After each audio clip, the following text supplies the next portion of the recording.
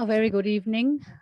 Today is the final day of the ECDF Worldwide Global. We are waiting for our speaker to. June is having some difficulty in joining, so we'll wait for another 2-3 minutes. And if she's not able to join, then I think Dr. Kathryn can start. So just wait for about 2 minutes. Right? Thank you so much.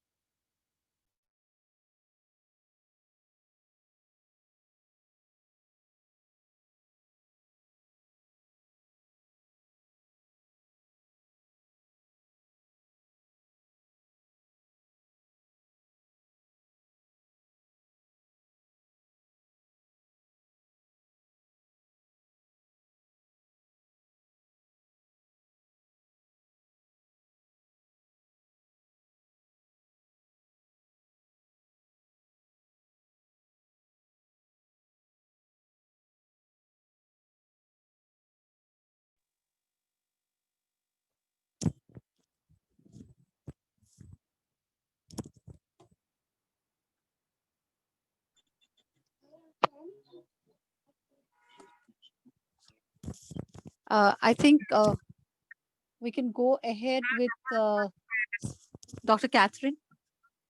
I've enabled your screen share as well. So today, Dr. Kathryn Murray has joined us from Australia. She's an education consultant and a mentor. She's a global presenter at Future Strong Education, Sunshine Coast, Queensland, Australia. A big welcome to you, Dr. Kathy. And today she would be talking on the topic Gifted Children Who Have a Disability, the Truth About Twice Exceptional Children. Over to you, Dr. Kathy. Thank you, Dr. Vasavi. And it's my great honor to be on the last evening of your conference. So, you know, we started last Tuesday and there's been a range of wonderful speakers throughout the whole week. And I'm very honored to be on this final evening. I'd like to share my screen, Dr. Vasavi. Do I have host rights? Yes. Okay.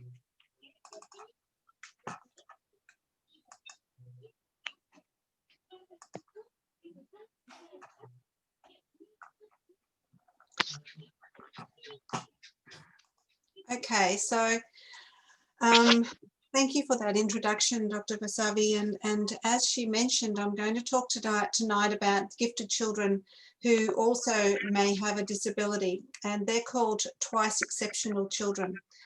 And I'm going to challenge your thinking a little bit this evening because, you know, many of us know about children with special needs and, you know, we may know about children with a disability, but we don't know much about these 2E kids, and they're called 2E kids. And we're going to investigate that a little bit more. So I just want to challenge your thinking a little bit when you're thinking about the children that you have either worked with before or you have seen in other classrooms or you've heard about, or maybe your own children. So we'll get started. We'll just have a bit of an orientation first and start thinking about the types of definitions that we throw around in our education circles. So there's special education needs. So there's children with special education needs, or the other term is children with special education needs and disabilities. Now, across the world, there's slightly different terms. So there might be children with a special need or children with a disability, but really it's the same thing. So special education needs or special education needs and disabilities is the same across the world. I think you know sort of what I'm talking about. I'm just wondering, I'm getting a bit of feedback. I'm wondering if everyone is on mute. Thank you. To the other extreme are the gifted and talented children, and we'll be touching on that as we move through these slides. So there's the gifted and talented children, and then there's the 2E kids, the twice exceptional kids that we're going to look at a little bit more, because it might be a term that you haven't heard of before, and it might be something that you're not quite familiar with. So we'll investigate that a little bit more as we go through. All right, so what does this all mean? So many of us are familiar with the children with special needs. And this by no means is an exhaustive list. This is just an example of some of the special needs that you may have come across in your classrooms or you may know of. So there's, you know, children with vision impairments. There's children that are hearing impaired. They may have a diagnosis as like autism or attention deficit disorder or attention deficit hyperactivity disorder, or they could have some sort of speech delay, or they could just be from a traumatized background, which has impacted on the way that they think and the way that they act. They may have a physical disability, so they may be in a wheelchair, they may be in a walker, or they may have some other physical disability that impacts the way that they learn in the classroom. So what we're saying with these children, the children with special needs, is that we just have to make adaptations with the way that we teach so that these children can access the curriculum as well. So we're wanting to support them the best way that we can so that they have, you know, they're on an even playing field, I guess. So that's one group of children that you may be familiar with and you may have already had in your classrooms. Now, the other group is gifted. And I've been around for a while, and I work with educators and schools across the world. But many people say to me, oh, we've never had a gifted child in our classroom. You know, I've been teaching for 10 years and I've never seen a gifted child. Well, I just want to say to you that 10 to 15% of the population are gifted. So there's a possibility that there may have been a gifted child in your classroom, but you just didn't recognize that child. Maybe, you know, because they're very good. They're very good at hiding their abilities because they don't want to stand out. They don't want to be different. They just want to fit into the rest of the class. So they're very good at hiding what they can really do. Sometimes these gifted children look like the children that have got the bad behavior, and they start being disruptive in the classroom because they're bored, because they can cope with all of the learning really quickly. They can pick things up really quickly. They can remember things really quickly. They have all of these wonderful problem-solving skills. They've got such creative and innovative ideas that are sometimes even above us as adults. They have a really broad general intelligence, and they often have an unusual sense of humour. And if they're playing a game, sometimes they'll invent their own rules of the game, or they'll just totally change the game, or they'll create a problem so that then they can solve it. They do all of these sorts of things to keep things interesting. So if our classroom isn't a classroom that allows children to be able to explore their learning and have lots of open-ended materials for them so that they can extend themselves in the way they want to, these children become quite bored and sometimes look like they're just a child that has poor behavior, when really they just are looking for something to do. So if we have open-ended materials in our classroom, we cater for the children with a special need, and we're also catering for the gifted child. And I'm going to show you some examples of some photos later as we move along, to show you what a classroom might look like, or some spaces in a classroom can look like.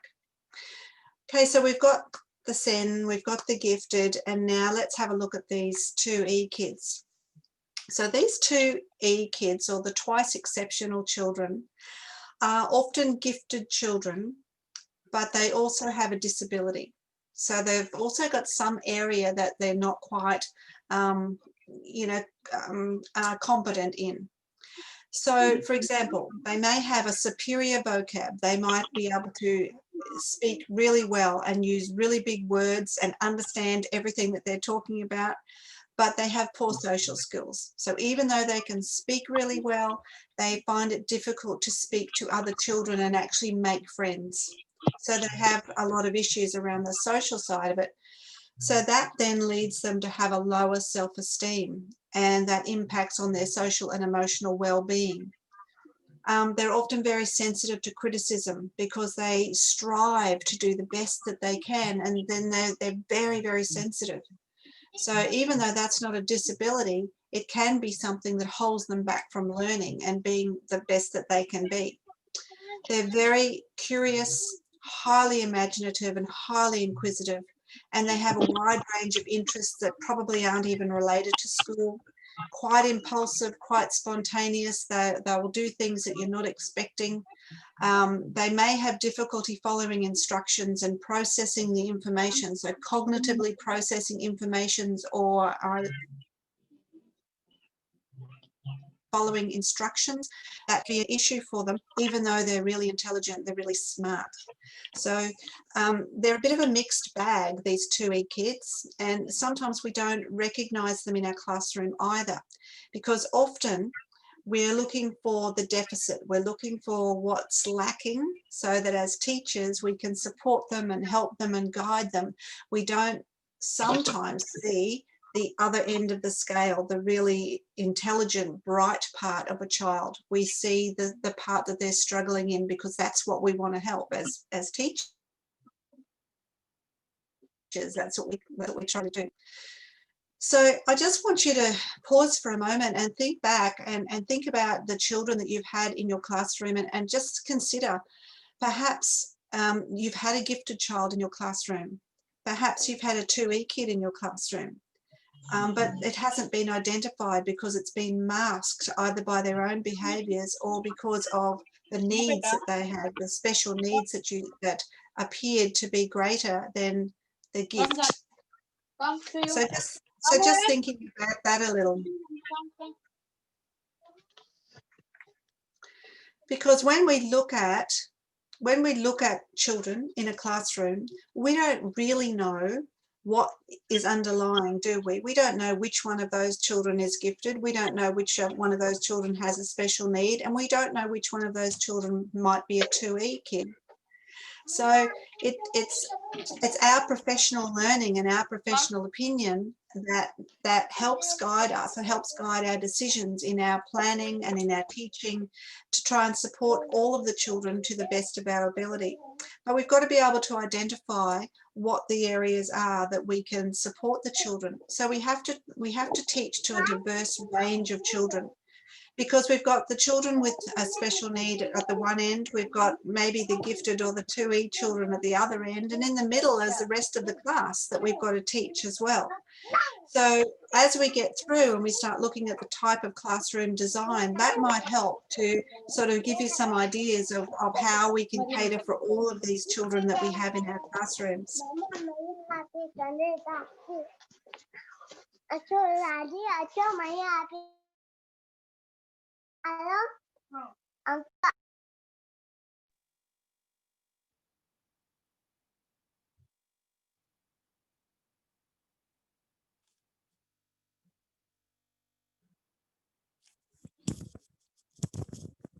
Sorry, Kathryn, I put everybody on mute because there was somebody whose your audio is on.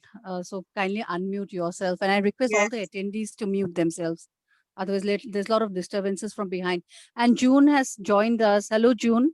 I'm Dr. Vasavacharya, and we just started at 4:30. So I started with Dr. Kathryn's session. Just hold on for another 10 minutes. You need to unmute yourself, June.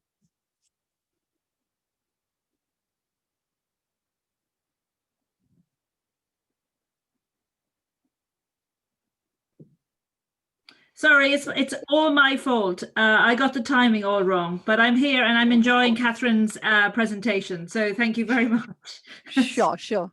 Carry on, Kathryn. Thanks, June. Thanks, Dr. Vasavi. Dr. Vasavi, did you hear this part, this slide? You're on mute now, Dr. Vasavi. You were on mute, so you can just go back, a little bit of Did your you? presentation. Okay. Yep. Okay, so you were up to this one, you heard up to this one? Okay. So what I was saying, everyone, with this one is that, we've all heard about child prodigies. We've all heard about those gifted, very gifted, people that can create orchestra, I don't know, musical things, as this little one is doing in the image here. And I can't think of my words now, sort of lost my train of thought. But what I was saying was that there's different levels of giftedness as well, from being mildly gifted to profoundly gifted and everywhere in between. So some of the other child prodigies and some of the other gifted people that you may have heard of in history are Albert Einstein. And he's credited with making a whole lot of things. And one of them is the fridge, the refrigerator that we all use every single day of our lives to keep our food cold. And Thomas Edison, he too was a great inventor and invented a range of things, one of them being the telephone. And then we've got someone more recent, Steve Jobs, and his gift was with computer technology. But with each of them, they were 2E kids. So with Steve Jobs in particular, he was quite difficult to get along with. So his social skills weren't so great, even though he was actually, overly intelligent. And in this image here, we've got a child prodigy creating some music. We've all heard of those sorts of things, and they're the ones that are probably obvious. They're the ones that, we go, oh yeah, well, they're definitely gifted because look at their, extreme skills. But it's those other ones. It's the ones that aren't as obvious, that sort of fly under the radar a little bit. And I think they're the ones that we really need to pick up on, and they're the ones that we need to cater for in our classrooms so that they too can have access to the curriculum and to learning just the same as everybody else does. Instead of switching off because there's nothing for them to excite their thinking and maybe excite their brain. So that's my purpose tonight, to bring this to your attention. And I want to tell you a little story about this little girl, Georgia. Now, Georgia was actually in my class a number of years ago when I was still teaching in the classroom. And Georgia was academically gifted. So she came to me when she was 4, going on 5. She had been reading fluently with comprehension, understanding, since she was 3. So in my classroom, I used to get her to read the story to the children sometimes, and she would model good reading practices, and she loved it, and she was really capable of it. The children loved it because it was, one of their own reading their story to them. So it was a really nice sort of blend. But Georgia thought in a different way.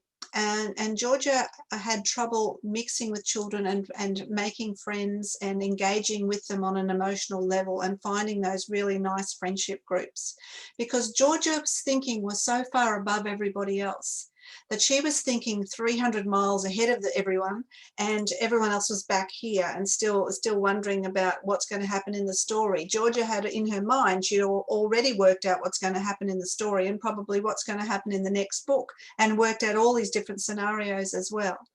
So she found it really hard to relate to the other children because they just couldn't keep up with her. So we worked really hard to put Georgia into positions where she could share her knowledge so that she would feel valued and she would feel worthwhile, and her self-esteem was improved or increased because she had these skills. Now there's another little boy called Thomas. Now Thomas is a 2E child, and he has autism, but he's also very gifted mathematically. So give Thomas, this little boy, he's only 4, so give him any string of numbers and he can put them all together and tell you what the answer is. If you're asking him to add them up or multiply them or subtract them, he can do it. and yet he is autistic. And so with him, the teacher has to put together a few different things to support him in the program so that he can access the learning. The same as Georgia, she was in my class. Thomas is in a colleague of mine's class, and you know, she's got to do some extra work as well. So these children could slip under the radar, or these children can really suffer socially and emotionally unless we are supportive, unless we can help them in the classroom and access the learning. Because all of the children in the classroom have to move through the developmental domains and the milestones in those domains. So there's, you know, there's cognitive, the cognitive domain, you know these, I know, the social, the emotional, the physical, and the language domains. So every child in our classrooms move through these domains, even the gifted and even those 2E kids, they still have to move through these domains. Now, some of them they whiz through, and other domains we need to support them a little bit more, because all of the children are trying to develop these executive functioning skills, and these are the skills that children are going to need for a successful future and a successful life. So we're building these skills. So we need to work on developing a working memory with all of the children in the prefrontal cortex. So the working memory is like the short-term memory. It's a bit like if someone gives you a phone number, that you can remember the phone number long enough to put it into your phone. Or someone gives you directions to go somewhere and you can remember the directions long enough to get to the place. So that's that working memory. The mental flexibility is about learning a skill in one context. So learning how to drive a car, let's say, and then you go to another context, you get into a truck, and you can use those same skills from the car in a different context when you're driving the truck, even though it's slightly different, bigger, you know, the traffic's different, all of those sorts of things. You've got that mental flexibility. And self-control is often one that as teachers we try to support. That's helping children self-regulate and self-soothe, so being able to calm themselves emotionally. And some of these gifted children and the 2E kids are highly emotional, because they're managing so many things. Their head is just spinning, you know, really fast. They're thinking really quickly, and sometimes they find it really difficult to manage their emotions. So anything that we can do in our classroom to help these children manage themselves socially or emotionally is a really big bonus for them. So when we're thinking about our role now, what do we do in the classroom that we can help these children? Well, back in the you know, as education has moved from the 1800s and the Industrial Revolution in England, where the schooling system was modelled on a factory, when everyone stood in lines in a factory and everyone did the same thing at the same time to get a product. They produced a product at the end. And that was how classrooms were modelled. The image there on the left-hand side is from the 1990s, and you can see that it's much the same sort of thinking, that all of the children are in rows, everyone's got their space, and the teacher would be teaching them the same information and assuming that everyone's taking the same information at the same time for the same product at the end. These days, we're moving more to a constructivism approach. So that's more on the right, where we have the teacher facilitating the children. They're working in small groups, they're working around their interests as well as the curriculum requirements, and the teacher is facilitating and supporting their learning. Now that image at the bottom, that's at an early learning centre that I was invited to go to do some professional development with the teachers there, and they were showing me through the centre. It was quite a new centre. And they took me into I think this was like the 2-year-old or the 3-year-old room from memory. And I remember thinking at the time that it's really not terribly engaging. It reminded me of that 1990s photo on the left-hand side there, on the black and white, because, you know, it seemed to be quite restrictive. It didn't seem to be the type of place where there was lots of open-ended materials and the teacher was more of a facilitator. It seemed to me that that's the type of room where the teacher would be showing the children an example of something, and they would all be doing that same task, guided by the teacher to do the same thing to get that same product. So what I would like to present to you now are some alternatives. So if we're thinking about teaching diverse children, a diverse range, well then we must have a diversity in our classroom design. We must have diversity in the resources that we put out for the children, and that will equal then diversity in learning. So I want to put it to you that if we arrange our classroom design, and which is what I do with teachers all over the world, help them design a classroom so that it's more conducive to children's learning. So we make these small confined spaces, and we have these little spaces because it's called psychological containment. So they're small so that children are less distracted. They feel less threatened because they're in a small space, and they feel much calmer, and they are prepared to have a risk and have a go at doing some learning because it's in a safe little bubble almost. So by making these small spaces just for 1, 2, 3 or 4 children, it makes them feel quite safe, and it's open-ended. So if you're a child with a special need, or you're a gifted child, or you're a 2E child, you can go to any of these spaces and you can access the learning at your level. And the teacher moves around and facilitates all the different learning. It decreases behaviour issues, it increases engagement, it increases conversation, it increases communication between the children, increases oral language, and as we all know, oral language is the beginning of literacy learning. So of course there's planning that goes in behind this. So the classroom just doesn't miraculously pop up with all these lovely little spaces. The teacher does a lot of brainstorming and thinking about what could go into the classroom environment that's going to relate to the curriculum, but also relate to the children's interests, because the interest is what's going to draw them to that little space, and then they can engage in the learning. So some other examples, some open-ended materials. So the one on the left there with the mirrors and just those little red cups and some pieces of cardboard, it's so open-ended that the children can do anything they want to. They can design really complex structures, or they can do something really simple. They can just put all the cups upside down if they want to and count them. On the right-hand side, you can see that the children have then started to do some representation of what they're learning. So here's an example for some explicit teaching from the teacher. The teacher can count them, she can do some simple addition, add them up, she can talk about the layers and the levels, she can use the language of maths, so she can talk about horizontal, she can talk about placing things vertically, they can do some counting. There's a range of different teaching opportunities just in that one experience, and it's just an open-ended experience that's in the classroom, and so that's accessible to all children no matter what level they come in at. The same on the left here, using natural materials is quite calming for children, and these sorts of things are suitable to do at home as well as in the classroom. On the right, it's just a small little space with books in there, and you'd be surprised at how much the children just love to get into that little tent, and they think that no one can see them, and they sit there and they read and they just love it.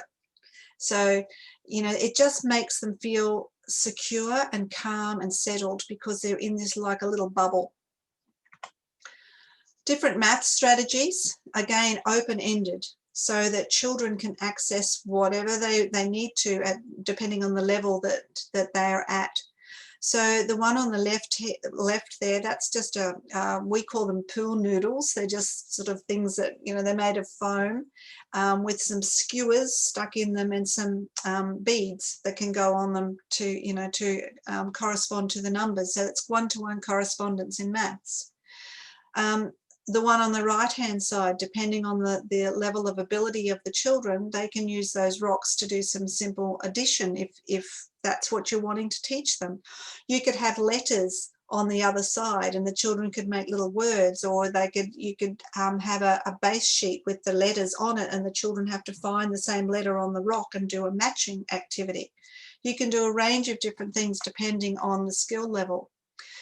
This one on the left here, they're obviously learning about spiders, so they've just used a small piece of fake grass to define the space. So again, we don't have to have curtains and things to define, or real, you know, really hard and fast walls to define the space. You can just use a mat on the floor to define that space. That's the learning space. So the learning about spiders, it's a fine motor activity. So the children have to weave the wool from, you know, backwards and forwards across the hoop, as well as learn about the spiders. So again, children of any level can access that. On the right hand side there, that's another fine motor activity, but it can also be for colour recognition, it can be patterning, it can be counting, and it can even be a literacy activity. I'm not sure if you have these. In Australia, we have little suction mats that we put on the bottom of the shower or the bottom of the bath so that you don't slip when you get in. That's a mat that's been flipped up the other way. So those little suction caps that would be down, the suction caps are sitting up. So those darker white little circles, they're actually the suction caps on the underside of the mat. And there's tongs there, and there's little bobbly balls, but you could use marbles, you could use whatever you like to put on there to make different patterns, different shapes. You could even get children to do the first letter of their name with the little bauble things that they can lift out either with their fingers or with the tongs that's in the box.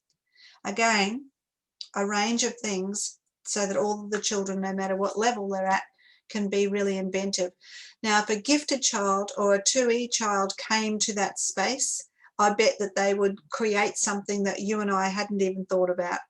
They would make that into a game and make rules, and they would, you know, be really innovative and really creative and probably make it totally different to what we had thought or what we had intended. So just to remind you that it might be open-ended and it might look like it's just a whole lot of activities, but it's very, very carefully planned, and it's planned to meet the needs of the children in the classroom. So on the left-hand side, there's a range of different maths activities that can be done there, weighing, measuring, counting. And on the right is a light box, and children can write on the light box, or they can put coloured counters on there and count them, or make pictures and do shapes, make stories up. Anything that they can think of really can go into that space and support the children's literacy and numeracy learning.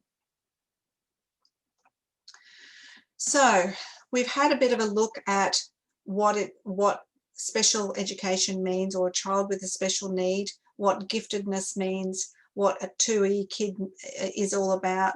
We've looked at the way classrooms might be set up, how they were and how they could be now in the future.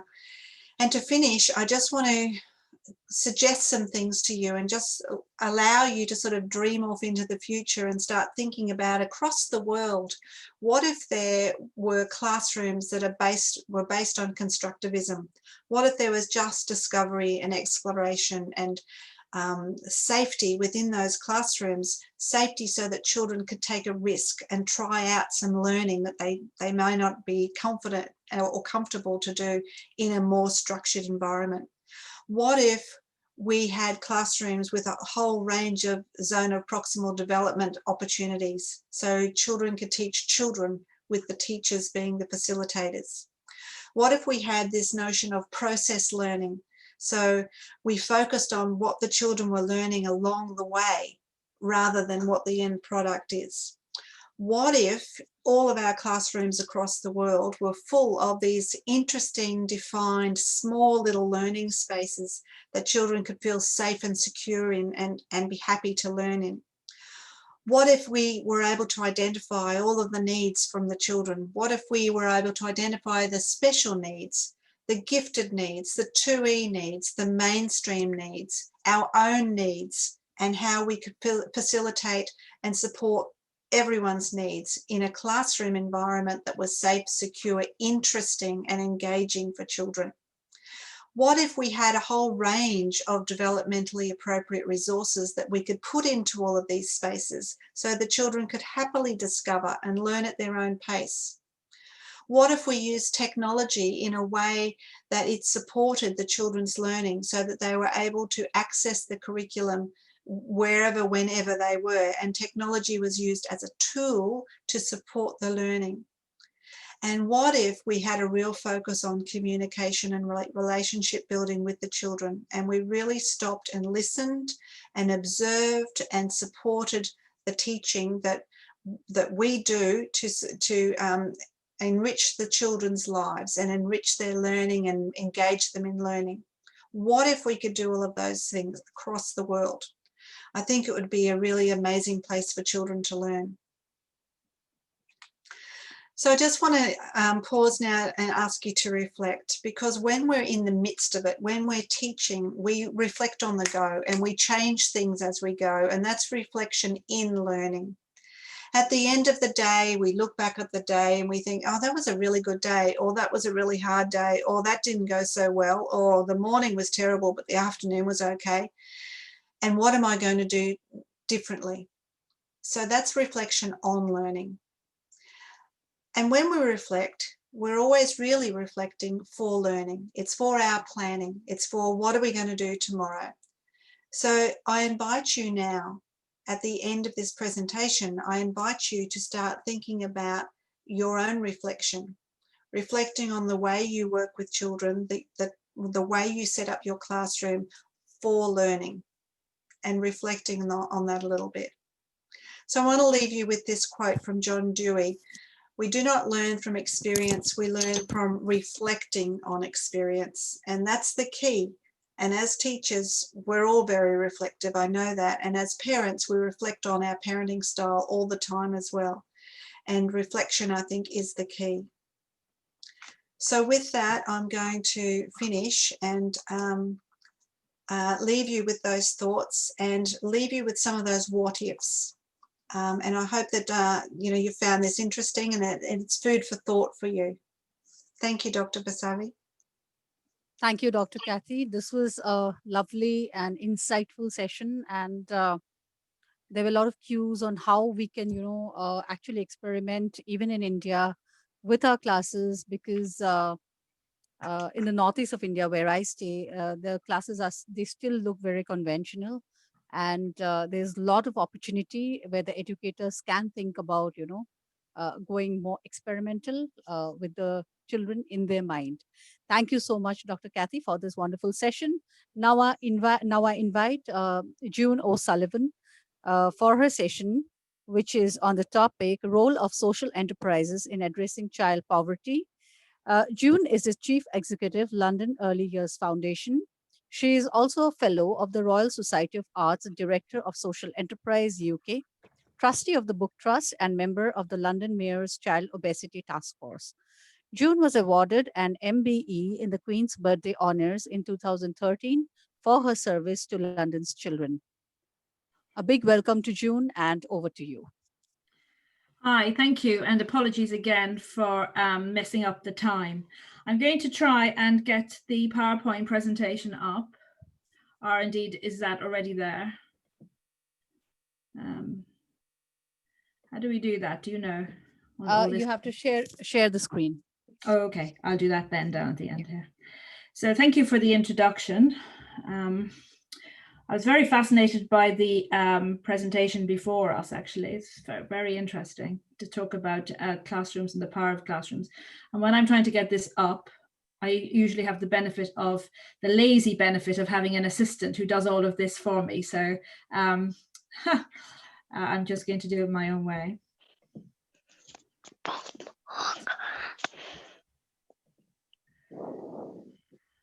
Sorry. It's just not allowing me to do this at all.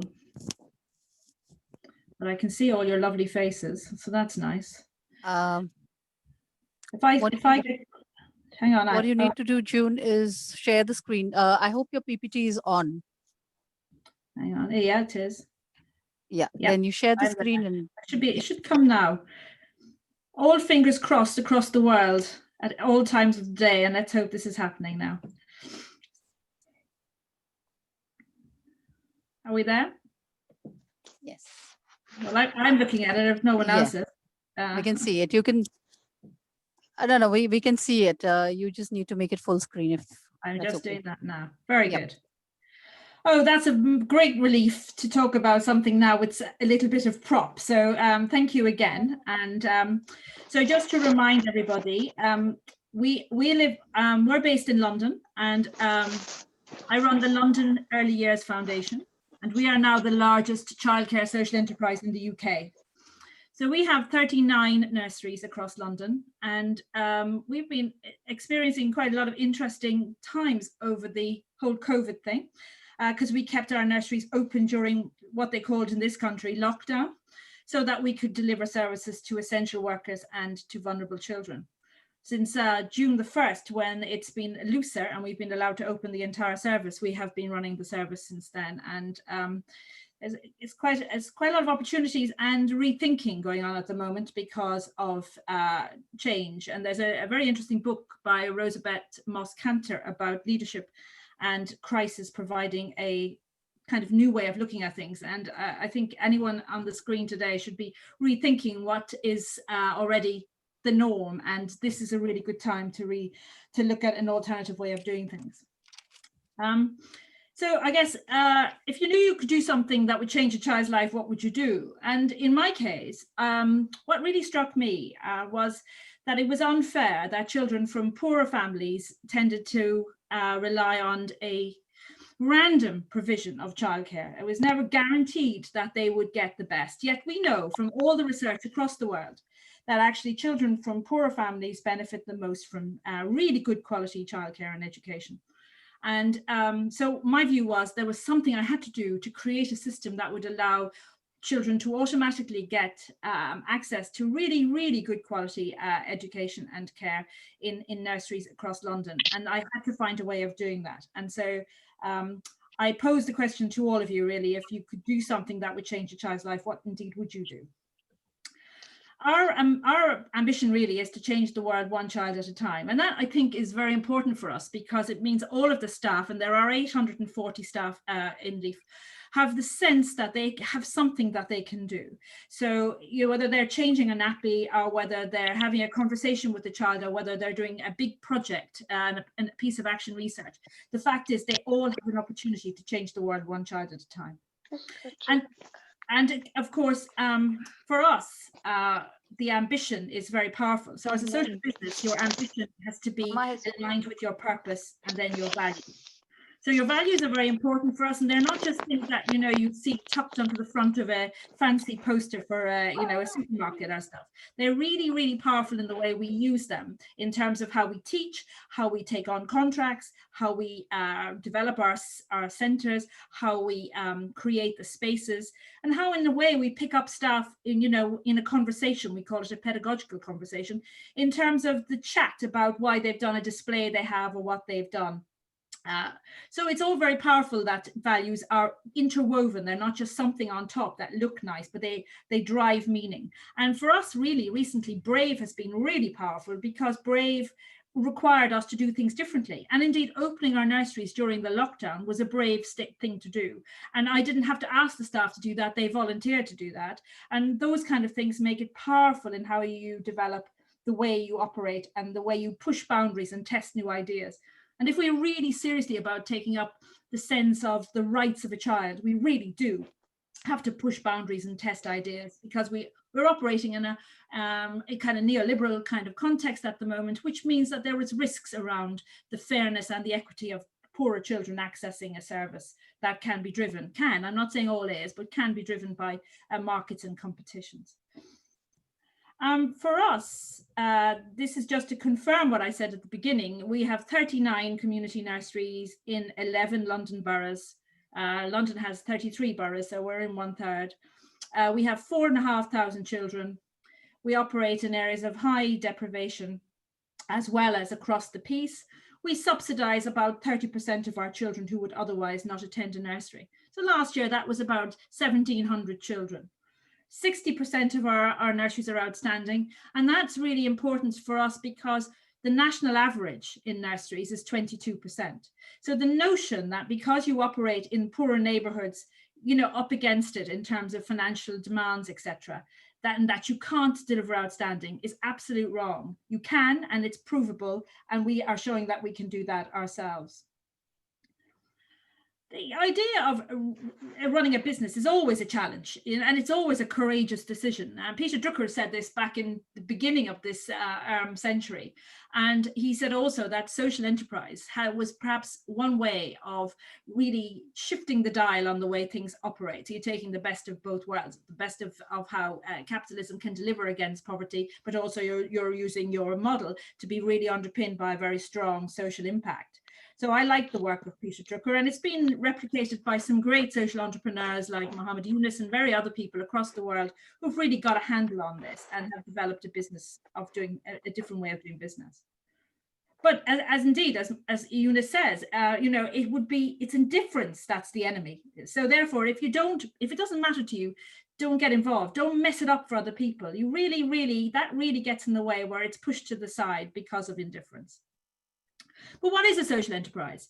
Well, a social enterprise is it's got two bits to it, really. It's social and it's an enterprise. So it's business with social objectives, and the surpluses or the profits are reinvested in the purpose of the business, are in the community, rather than being driven for the needs to maximize profit for shareholders or owners. So everything we do is reinvested in the way we operate, and in our case, it is through our pricing system. The social bit is that the purpose and the way the business is shaped delivers additional social benefit, which I'll show you in a sec. But the true purpose of any business is to add value and to make a difference, and not just to the delivery of the service to the children, which of course is central to what we do, but actually to the lives of the employees and to the communities, and then also to the planet. So a social enterprise has what we call a triple bottom line. It is both social, economic, and environmental. And for us, for example, we have developed Green LEYF, which is a way of really reviewing every element of the business in terms of sustainability. And we have actually used the time during lockdown to write the first qualification actually called Developing Sustainable Early Year Settings. And that's a level 4 qualification. And we've written a little book to go with it. I have done this with one of my managers, who indeed is an Australian. And he and I have worked together on this because Australia, and certainly the early years of where he's come from in Australia, which was in New South Wales, very powerful thinking about sustainability. So he's brought it to us and we've developed it in our own particular way.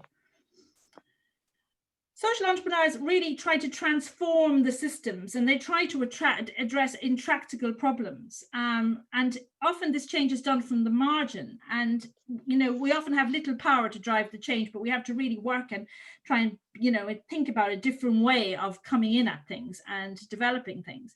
And you'll notice that when you look at the world of social enterprises, you find that lots of social enterprises and social entrepreneurs have come because they feel something isn't working for them or their families. And for me, I was a very young single parent. I couldn't get a decent nursery. I was a nurse. I didn't know what I was going to do. And it seemed to me totally unfair that if you couldn't afford a nursery, you couldn't have one. You had to wait for one from the local authority, and there were very few. And then you had to sit at home and not be able to contribute, and also not be able to find something that would be beneficial for your child. So the two benefits of working and actually the benefits to children from early learning married together in a connected and really rounded and child-focused way was not out there. And I thought to myself that at some point along the way I would do something to do what I could to change that. And that really is the history of LEYF for me. And we also recognize that the environment we work in is really complex, fluid and fast moving. And I think across the world, actually, the notion of early years has been taken on by many governments and many policies and politicians, but in doing that, it creates some levels of complexity because people have their different views, their different perspectives, and of course that makes it complex. And also because if you work with children, it's like the litmus test of society. You have to really get a handle on what's happening for children, and they tend to be the first group to represent the problems of society. And so therefore we need to be very fluid and fast moving and understand that complexity is the norm, and that we need to be inclusive and compassionate in terms of how we respond to it. So the LEYF business model really is the idea is we deliver financially viable childcare, but we also operate in poor areas. So we have a fee structure that allows us to subsidize 30% of our children and higher sometimes. But with COVID, I'm being very prudent at the moment because I don't know how the thing is going to pan out. But it means that the fees of our children then are structured across the piece so that we can guarantee subsidizing about 1/3 of the children. And these children wouldn't necessarily get a nursery if it wasn't for us doing that. And that seems to me in the year 2020 very wrong. You have to ensure high quality community childcare, and you have to have a strong pedagogy. For me, quality is driven by really good quality staff, a really strong pedagogy, and a means by measuring that pedagogy so that we have all of those in place and they're really structured. You kind of have, you know, in my view, you have to employ locally and build a local economy, especially if you're going into areas where there's already poverty and all the kind of attendant problems that go with poor neighborhoods. And then you have to build be multi-generational. That's really, really powerful because social capital is, and particularly if you're interested in the work of Putnam, it's really, really powerful that you build those connections. And children often come from families where there is a less social capital. So they're not well connected into the system. A, sometimes because they don't know the system exists, and B, they don't know the roots into it, nor do their parents. And then our social impact is very powerful for us. And so we measure this, and this is what we measure. So we measure the fact that the children have to get 15 hours. They have to, that's what the research says. We really would prefer them for 36 months. But of course, that's really difficult because a lot of the policy in the UK only allows the children to be with us for about 18 months before they're sent into school. It's one of the challenges in the UK that there is now a narrative around school readiness, school preparedness. And actually, if you think of the work of if you go right back to the work of Froebel and the likes, you know that childhood is a place in itself. It's a place for children to be. It's a place to wallow in. It's a place to experience, it's a place to enjoy. Because if they have the proper childhood, then they will manage to get through and develop and all those skills that are being pushed upon them so early and so unnecessarily. The quality is defined by our pedagogy, our staff qualifications, the LPDS, which is our short name for the LEYF pedagogical development scales, which is how we measure, and I'll tell you about that in a sec, and our Ofsted ratings. And Ofsted ratings is really an external check, and often parents are very keen to know what that means. I'm less bothered by it, but it means that it's, you know, it's a general understanding. It's a sort of a badge people get. And then the final thing, and something we've done a lot of work on during COVID, is the home learning. It's the most powerful thing, and we need to do much more research to understand the nuance and the different levels of home learning and what that means in terms of benefit insights. So the LEYF pedagogy is really a set of strands that are interwoven, and each of these matter, and they're really powerful in that none of them is more powerful than the rest. They all have to work together and create this really strong interwoven rope that actually then wraps around the child and is supportive of the child. It all scaffolds the child's learning. But one is important as the other. And I've taken 10 years to really develop this social pedagogy, and it's wrapped within the context of social pedagogy. And to test it and to try it and to amend it and to play with it and put it back in again. And we feel this really now does work. So you can't really have a pedagogy unless you have really strong leadership. You know, it's just pointless. But on the other hand, you need to have a curriculum that's, in our case, very spiral, very interesting, very reflective of the social constructivist notion of wrapping and co-producing the work as it goes around you, but only with really good scaffolding. It won't happen otherwise. You have to have really enabling environments, which I think Dr. Murray was talking about earlier. You know, the environments are so important and are a key element of teaching. And people often forget the power of a really great environment and the importance of the children's voice in that environment, and how what they bring to it is just as important as the idea of you just setting something up and then it either looking wonderful, but it's not actually relevant to the children's learning dispositions or to their understanding or to their interests. And therefore you wonder why they're not taking up this, what you think is this wonderful display or provocation, and they're being left behind. And then you stand back and observe and you think, well, actually, it doesn't interest them. It's relevant to them. So the environment is really, really important and really powerful, as indeed are harmonious relationships at every level. Safe, Fit and Healthy matters a great deal to us, because when we have big issues in the issue of health and well-being, it tends to reflect in the poor much greater than in any other group. And I've got a slide to explain that in a sec. Home learning, no point doing stuff unless you've got the home involved. It's just pointless. So you've got to think about the home, but not in a way that's patronizing and is kind of hands things out and expects them to go and do stuff and then complain afterwards because they never do it, or they never bring their book bag back or whatever. But actually to think about how you build a pedagogical bridge with the parents in a way that's meaningful and in the way that's engaging and in the way that actually drives a kind of co-produced learning. And finally, multi-generational. And that's really because communities are part of that sort of concept of the kind of peeled onion, the Bronfenbrenner kind of connectivity. Multi-generational is, we work with the old, we work with the young, we work with teenagers, we work with the schools, we work with everybody. And when I say we work, I mean the nursery. So each nursery in each area has its own set of relationships because it reflects the context in which it's based. One thing that's really powerful to us in our social pedagogy is the values of social and cultural capital. And we've been thinking about this and doing this for 10 years. So we really take the view that cultural capital is the difference between a child from a professional and a more supported family than a child from a less supported family and a poorer family. Now, everybody has got a cultural capital. It's just that we have to accept that some of it is more appreciated than others by society. And you could take the view, well, you know, we should not take that view and we should just try and get things changed. But children haven't time for us when we have these big philosophical conversations outside of ourselves. We need to do things both ways. We need to do that. And we also need to think about how do we enhance the children's cultural capital so that they are getting the same step up that every other child is entitled to. And for us, this is all about language. So everything we do is about how do you extend language? How do you build readers on so it floats on a sea of talk?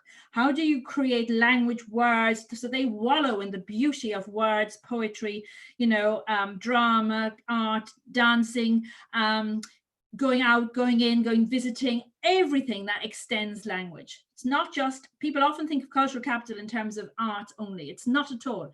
It's about opening out, having books, having conversations, expanding and building on what the children already know and expanding.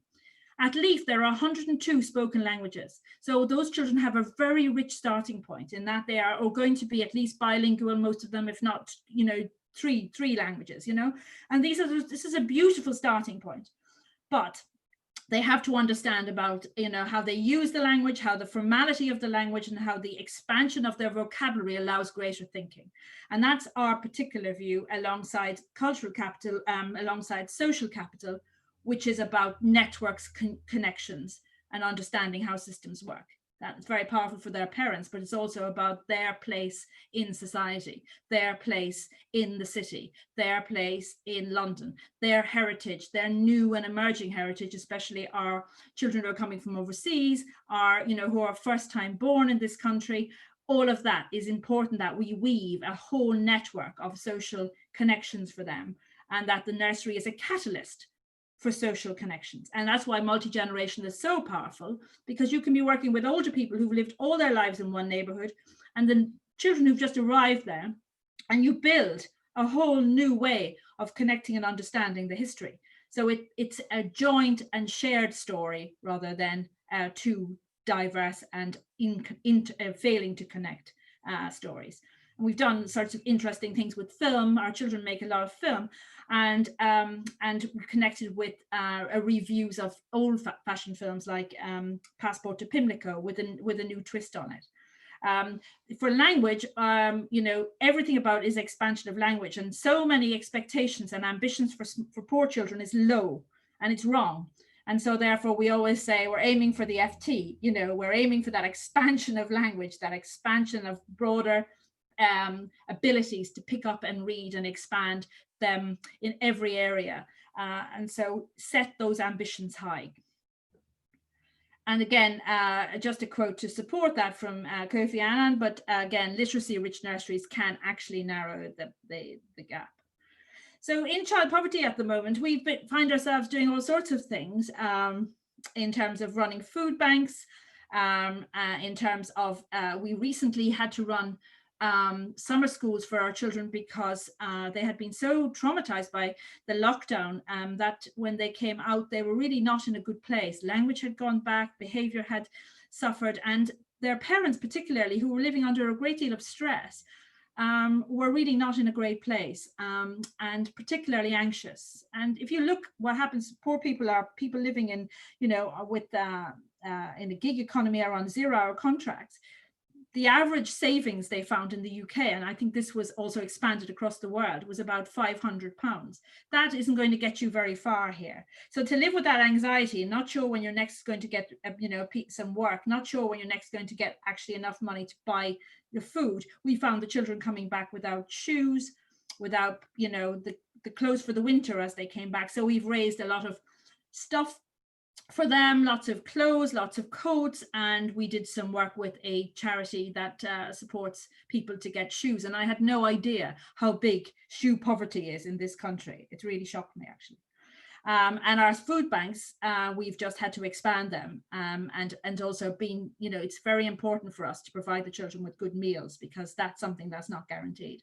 But if you're interested, I did a whole TED talk on child poverty a couple of years ago, which gives you quite a lot of the facts. The other thing is child obesity is a big issue in the UK. 1 in 4 children will leave primary school at least 2 stone overweight. The attendant problems on that and the effect on their well-being and their self-confidence is enormous.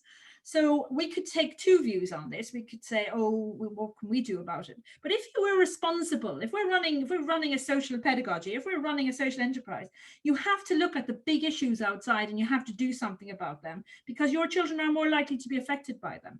And it's certainly the case. We've seen the children returning from lockdown in a much heavier and much greater weight. So we've done quite a lot to support that. The first thing is we built the first early years chef academy in the UK, and with it the first qualification, a level 2 qualification for our chefs, who completed it actually during the lockdown, and so have all now got distinctions in their first qualification, which we'll now open out to other people.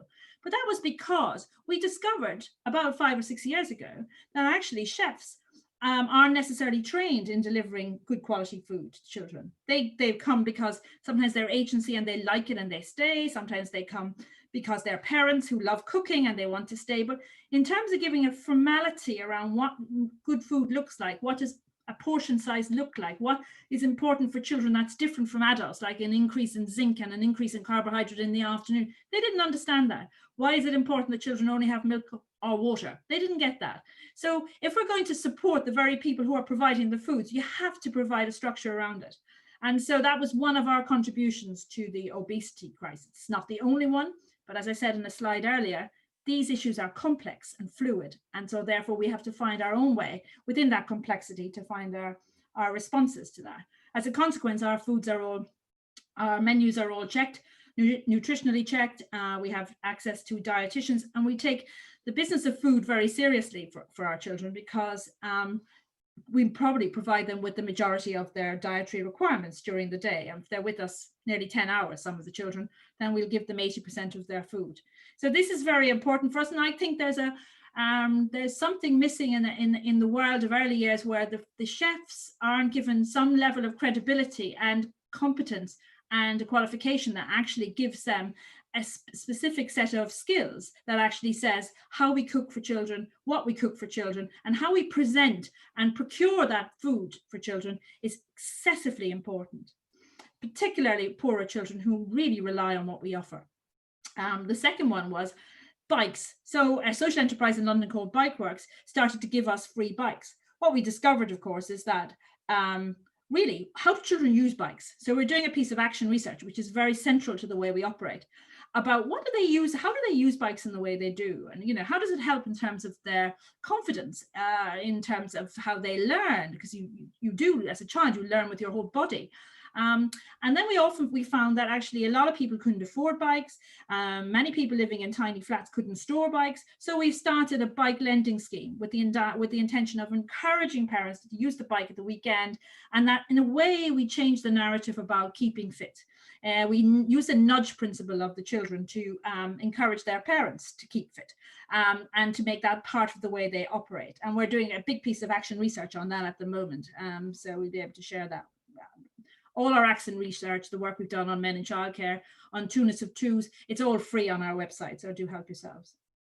And finally, oh, this is Grace putting all my books up here, but there's one just coming out in November. She's obviously stuck that up there, so I don't worry too much about that. And I think that's probably it for me. If there are any questions, I'm sure we can take them, or whatever you want to do, Dr. Fasavi, but I think I've probably done my 30 minutes now, so everyone needs a deep breath. That was really, really interesting, because we at ECDF also work for the marginalized sections, children from the society. And in India, we call it social entrepreneurship. It's a kind of, initiative, like you said. And then it's socially motivated, where there is some amount of profit that comes in, yet it is more for the betterment of the society at large. So yeah, so this was really nice in terms of, the obesity bit. Even in India, we've got all the fast food joints, from all over the world, and our children are most of the time having the fast food, not really, and most of them have turned into couch potatoes, not really moving. And this has become a major problem even in India, and I see it in the next, because everybody's into gadgets, so they are, kind of sitting at one place, having their popcorns, having, all the all these fast food, and they just never move. And that's actually, that is something we need to address very soon. So we've come to the end of the session, and in fact, we've come to the end of the 5-day long ECDF Worldwide Digital. And this was a training event for the educators, parents, and stakeholders. This event is a part of the 1-year anniversary celebration of the ECDF, which was on the 20th of October 2020. We started with the ECDF Pinnacle Education Awards. That was the second edition, and the training first day training session. And this was followed by 2 sessions per day for the next 4 days. These sessions were indeed very insightful, and there was a plethora of learning that happened for all of us. I thank all our esteemed invited speakers who were gracious enough to take time out from their valuable schedule and be a part of the event. I thank all the Zoom and FB live participants for being there, and I congratulate them for their dedication and passion that they've displayed by regularly attending the sessions. Like I said in the beginning, learning never stops. It's a lifelong process. Well, the certificate of participation will be emailed from tomorrow onwards. If you do not receive your certificate within this week, please feel free to mail us at ecdfinfo2019@gmail.com. We would be glad to receive your feedback from your end in our mail or in our WhatsApp. Thank you so much for joining us. It's time to say goodbye. And until next time, take good care of yourself. Stay happy and blessed. Namaskar from India. Thank you. Bye now. Bye-bye.